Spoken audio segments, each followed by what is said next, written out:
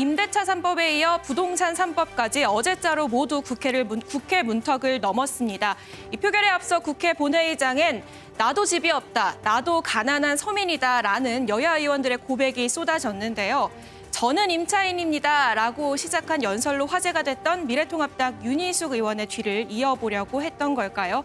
하지만 정작 이목을 끈 건 거대 정당 의원이 아닌 용해인 기본소득당 의원이었습니다. 시작은 윤 의원과 비슷했습니다. 저는 임차인입니다. 이제 더 이상 전세는 없겠구나. 저는 임차인입니다. 신혼부부 전세자금 대출을 받아 은평에 있는 한 빌라에 신랑과 함께 살고 있습니다. 집주인이 2년 있다가 나가라 그러면 어떡하나 하는 걱정을. 나가라 그러면 어디서 이만한 집을 구해야 하나 걱정하기도 합니다. 하지만 그 결론은 정반대였습니다. 제가 임대인이라도 세놓지 않고 아들, 딸한테 들어와서 살라고 할 것입니다. 저라면 임대인에게 어떤 인센티브를 줘서 두려워하지 않게 할 것인가. 그리고 수십억짜리 전세 사는 부자 임차인도 이렇게 같은 방식으로 보호할 것인가. 이런 점들을 점검했을 것입니다. 의원님들이 이야기하시는 이번 부동산 대책으로 고통받는 사람들, 세금 때문에 죽겠다 하는 사람들은 누구입니까? 쪽방, 고시원, 옥탑방과 같은 4평짜리 방에 살아가고 있는 사람들이 있습니다. 강남 3구의 국민들만 걱정하는 것이 아니라 4평짜리 최저기준의 삶을 살아가고 있는 국민들의 대표자가 되어주십시오. 네, 누구의 말이 더 설득력이 있게 들리십니까? 그러면서 용 의원은 여야 모두를 꼬집었습니다. 야당을 향해선 강남 3구의 국민들만 걱정하는 것이 아니라 집 한 채 사려면 수십 년 월급을 모아야 하는 서민의 대표자가 되어달라고 호소했고요. 또 여당 의원을 향해선 오늘 이 정도면 평생 집노예로 사는 것에서 벗어날 수 있다고 보시냐며 실효성 있는 추가 대책을 요구했습니다. 입법까지 완료된 부동산 대책, 이번엔 효과가 있을지 오늘의 프레스콕에서 짚어보겠습니다. 네, 미래통합당 윤희숙 의원 그리고 이 기본소득당의 용해인 의원의 저는 임차인입니다라로 시작되는 두 국회 연설 모두 화제가 되고 있습니다. 그러나 내용은 조금씩 다른 것 같습니다. 윤희숙 의원의 경우에는 사실 가장 많이 등장하는 단어가 임대인이에요. 임대인의 입장에서 이번 정부 여당이 추진하고 있는 임대차 보호 3법이 얼마나 힘들게 할 것인지, 그러니까 좀 중산층 이상의 집 한 채 가진 분들의 걱정을 많이 한 의견들이 좀 많았던 것 같고, 반면에 용해인 기본소득당 의원의 이 연설에 많이 등장하는 단어는 쪽방이라든지 고시원, 옥탑방, 그러니까 전세 살기도 힘든 아주 집 없이 정말 떠돌이 생활을 해야 되는 정말 우리 사회의 가장 하층민에 속하는 분들의 이 집 없는 서름을 좀 더 담아냈던 것 같아요. 좀 달라요, 그렇죠? 느낌이? 네, 저는 용해인 기본소득당 의원도 그렇고 예. 윤희숙 미래통합당 의원 둘 다 초선의 여성 의원들이잖아요. 예. 이번에 두 사람 연설 굉장히 저는 감정적으로 와닿았어요. 둘 다 좋았다. 상대방을 마구 비난하거나 막 그냥 매도하거나 그러지 않고 조근조근 얘기를 잘했잖아요. 윤희숙 의원은 경제학자로서 시장 원리를 강조한 거죠. 예. 임대인하고 임차인하고 상생을 해야 되는데 지금 법은 임대인을 자꾸 죄악시하고 투기꾼식으로 하니까 누가 임대인이 세를 놓기를 원하겠냐. 앞으로 4년 후에는 대란이 일어나서 시장에 보복이 올 수도 있다. 그래서 예를 들면 그런 얘기 했잖아요. 나이 든 사람의 퇴직한 사람들의 그 임대 소득을 예. 노린 투자라든지 또 강남에 20억짜리, 30억짜리 전세 살고 있는 사람도 그 사람들도 임차인이냐. 그 사람들은 다른 데하고는 좀 다른 거 아니냐. 이 굉장히 논리적으로 굉장히 설명을 잘했고 용해인 의원은 서민 출신으로서 집값, 전세값을 좀 잡아달라. 이걸 좀 애타게 호소하는 거죠. 지금 4평짜리 최저 기준의 삶, 쪽방, 고시원, 옥탑방 사는 사람들, 이 사람들은 집 마련에 대한 생각은 아예 못하고 세도 제대로 못 얻어서 경제 난민으로 쫓겨나고 또 쫓겨나고 서울에서 외곽으로 외곽에서 또 쫓겨나고 예. 이러다가 진짜 휴전선까지 쫓겨날 정도로 자꾸 가는데 여기에 대한 대책 좀 세워라. 제가 보기엔 두 사람 다 저는 상당히 일리가 있다. 이런 생각이 예. 들어서 결론적으로는 좀 현실적인 정부가 이 시장 친화적인 예. 대안으로 진짜 수도권 특히 중도층에 좀 공감을 좀 얻어야겠다. 뭐 이런 생각이 좀 들었습니다. 예.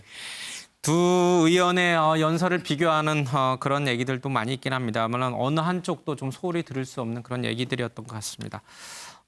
이 윤희숙 의원의 저는 임차인입니다라로 시작되는 그 연설이 워낙 강력한 메시지를 전달했는지 모르겠는데 뒤따라하는 분들이 많은 것 같아요. 이제 국회 연단에 서면은 나는 누굽니다. 나는 뭡니다.부터 이제 자기 고백부터 시작해야 될 것 같아요. 네, 그렇습니다. 집 없다. 내가 진짜 임채인이다. 내가 예. 진짜 가난한 서민이다. 이런 주장이 어제 국회 본회의에서 여야를 가리지 않고 나왔는데요. 예. 이 목소리 한번 함께 모아뒀습니다.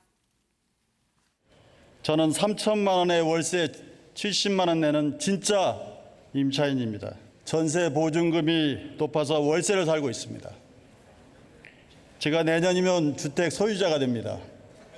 나이 60에 집을 장만하는 것입니다.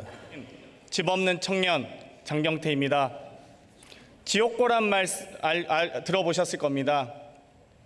저는 서울의 상경에서 반지하, 옥탑방, 고시원에서 살았습니다. 노모와 저, 배우자, 그리고 출가한 자식의 재산까지 합쳐 재산 신고를 해보니 5억 원 정도가 전부였습니다. 의정활동에 전념하기 위해 서울의 주거 공간을 알아보려고 돌아다녀 봤습니다만 서민들이 감당하기에는 너무나도 벽이 높았습니다. 네, 저도 집이 없는데요. 예. 네, 이렇게 지금 의원들이 너도 나도 서로 집이 없다라는 주장을 했지만 그 결론은 달랐습니다. 이 통합당 의원들은 이 후속 법안으로 서민 주거 안정의 핵심 축인 전세 시장이 흔들릴 수 있다. 이 서민들이 전세를 사다리 삼아 내 집 마련의 꿈을 꾸는데 정부가 그 사다리를 걷어찬 거다. 이런 주장을 하고 있고요. 반면에 민주당은 통합당이 근거 없이 전세가 없어질 거라는 괴담으로 공포감을 예. 불러일으키고 있다. 이 후속 법안이 궁극적으로는 투기를 잡고 집값을 잡게 되면은 결국 서민을 위한 법안이 될 것이다라고 맞섰습니다. 예. 저희도 이제 앞으로 방송 시작할 때 이제 자기 고백을 먼저 하고 시작해야 될 것 같습니다. 저는 월세 사는 앵커입니다. 뭐 이런. 예. 알겠습니다. 뭐 패러디가 되는 이런 상황. 예, 알겠습니다. 김태일 기자, 어제 윤희숙 의원이 이제 좀 반짝 스타로 이제 떠올랐는데 조국 전 장관의 부인 정경심 교수 언급을 했어요. 이유가 뭡니까? 네, 오늘 SNS에 이런 예. 글을 올렸어요. 저번에 이제 정경심 교수가 일전에 한번 강남에 건물을 사는 게 꿈이다 뭐 이런 말을 한 적이 그런 적 있는 것 있죠. 같아요. 예. 그거를 인용을 해서 이것은 많은 사람들의 꿈이다. 하지만 대부분의 국민은 강남을 꿈도 못 꾼다. 예. 이 정경심 교수의 배포는 인정해야 준다. 이렇게 하면서 예. 이게 뭔 얘기를 했냐면 여당 국회의원들이 집단적으로 불로소득을 근절하자고 포효하고 환호하는 광경을 보니 현기증이 났다 이렇게 썼거든요. 그러니까 예. 어제 이제 본회의에서 부동산 세법 찬반 토론했잖아요. 여기서 이제 민주당 의원들의 태도를 비판하면서 정경심 교수를 이제 인용을 한 건데요. 예. 윤 의원은 여당 의원들의 발언은 이 시장에 대한 두려움이 없다, 뭐 극단적일 정도로 선동적이었다 이런 취지로 평가를 하면서 예. 이 종부세를 인상 등 여당 정책에 대해서 이제 비판하는 글을 쓰면서 이제 정경심 교수를 인용을 한 겁니다. 예. 그리고 이 여당 의원들에 대해서도 상당히 선동적이다 이런 혹평을 하기도 했죠. 그렇습니다. 그러니까 이제 어제 예. 얘기했듯이 뭐 세금만 잘 내면 된다라든지 예. 뭐 이런 것들을 하니까 뭐 이제 여당 의원들이 뭐 전체 다 잘 살게 하는 게 아니고 예. 뭐 집 없는 사람들, 서민들 선동적으로 이끈다. 그러면서 이제 비판적인 글을 이제 게재합니다. 예.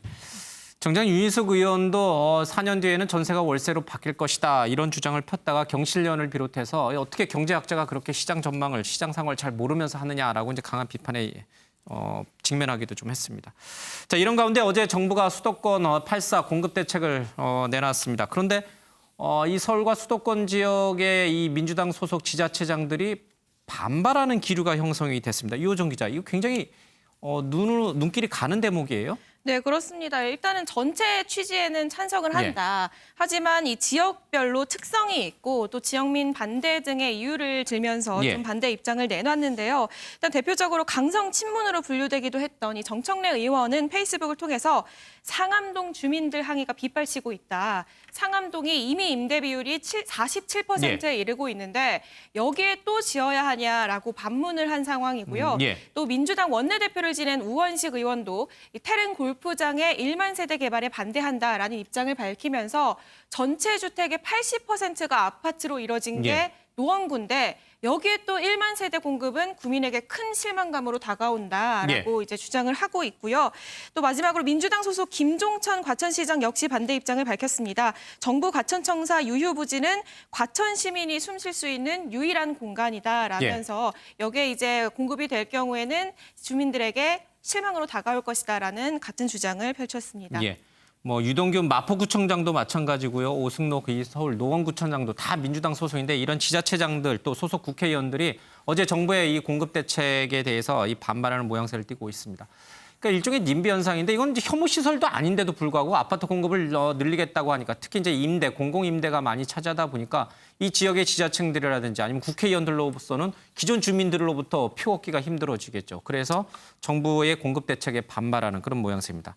자, 그렇다면 친문 인사들은 어떻게 해야 되냐? 친문 지지자들은 어떻게 해야 돼? 이분들 정부 정책에 반기를 드는 이분들에 대해서 또 뭐 문자 폭탄을 해야 돼요. 진중권 씨는 또 그래라라고 이제 또 선동하기도 하는데 굉장히 좀 역설적인 모습이에요. 좀 역설적이죠. 정부가 고육주택 끝에 주택 공급 대책을 내놨는데 예.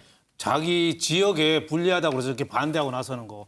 사실 저도 이해상충 문제가 있어서 여기에 대해서 논평하기는 적절치 않아요. 예. 저는 과천 사는 사람이거든요. 그래서 반대하시는군요. 반대. 예. 이게 왜 그러냐면 과천 사람들이 깜짝 놀란 게 과천의 그 정부청사 앞에는 그 광화문 광장으로 생각하거든요. 과천 사람들이. 예, 널찍한 게 그렇죠. 좋죠. 넓은데 정부청사 앞에. 근데 거기다 4천 가구를 짓는다니까 다들 기겁을 한 거죠. 교통도 막힐 네, 것이고. 그러니까 예. 기겁을 한 거고 또 하나는 이제 시장도 발표 신문 보고 알았대요. 그러니까 다들 깜짝 놀란 거죠. 예. 다른 지역도 아마 다 사정이 있을 거예요. 마포, 상암동도 사실 디지털 단지라고 했는데 임대 아파트가 지금 47%인데 예. 거기다 또 짓겠다니까 또 깜짝 놀란 거고 노원구의 그 태릉 골프장 자리는 거기도 그린벨트거든요. 예, 유일한 녹지 공간이죠. 강남의 그린벨트 풀 때는 그렇게 난리쳐서 반대하다가 태릉 거기 그린벨트는 골프장 없애는 건 다들 반대를 별로 안 하니까 그쪽 사람들도 노원구 가보시면 알겠지만 대부분 아파트 천지거든요. 예. 거기다 또 진다니까 그 지역